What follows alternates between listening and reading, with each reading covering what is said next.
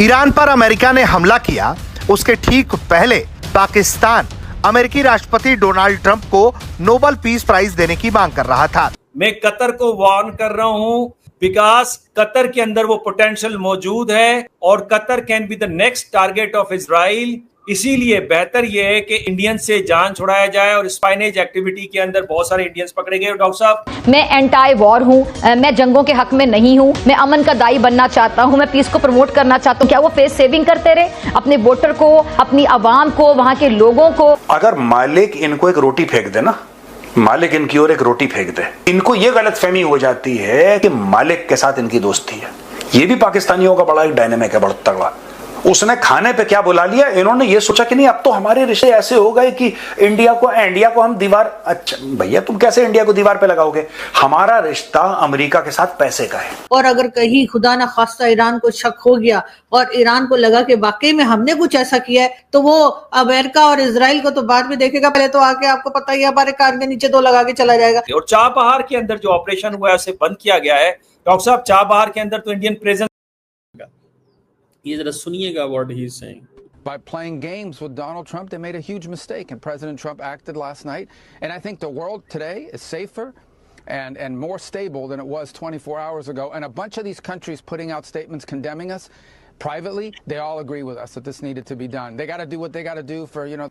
हम आज अमेरिका की मर्जी के खिलाफ फैसला करेंगे, कल IMF आपको किस नहीं देगा, फिर हुकूमत को पता नहीं चलेगा कि क्या करें क्या ना करें।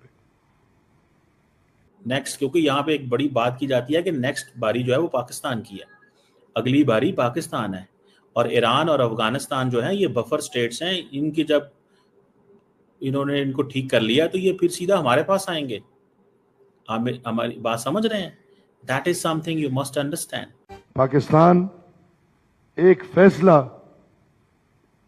अमेरिका की मर्जी के बगैर नहीं कर सकता, और ये आज की वजह से नहीं, ये पाकिस्तान में अयूब खान के दौर से पाकिस्तान को इस पे मजबूर किया है। हमारे साथ अल्हम्दुलिल्लाह बड़े एक्सपर्ट्स बैठे हैं, मियां नवाज शरीफ साहब की शक्ल में, जनाब आसिफ अली जरदारी साहब की शक्ल में, जो पाकिस्तान के पिछले 30 साल की तारीख के एक एक दिन से वाकिफ है। तो ऐसे में हामिद मीर साहब ये कहते हैं कि अमेरिका ने पाकिस्तान के साथ धोखा किया है। हमें बहुत स्ट्रेट फॉरवर्ड बड़ी एक बोल्ड पॉलिसी इख्तियार करने की जरूरत है। और वो सीधी सी बात है कि जो भी नेतन्याहू का दोस्त है और उसका इत्तेहादी है, वो किसी भी सूरत में पाकिस्तान का दोस्त और इत्तेहादी नहीं हो सकता।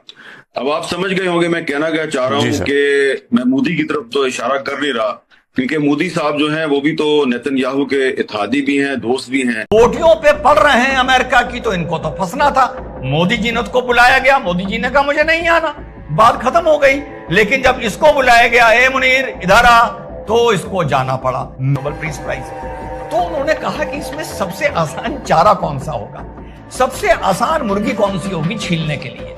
तो किसी ने कहा कि ऐसा है ना, मुनीर को बुला लो। अमेरिका के सदर डोनाल्ड ट्रंप को नोबेल पीस प्राइज के लिए पाकिस्तान की तरफ से रिकमेंडेशन है। वो भी हैरान हो जाएगा कि इतनी तारीफ तो मेरे दाएं बाएं जो लोग खड़े होते हैं, जो मेरे हाथ से खाते हैं, उन्होंने मेरी तारीफ नहीं की जितनी तारीफ पाकिस्तान ने कर ली।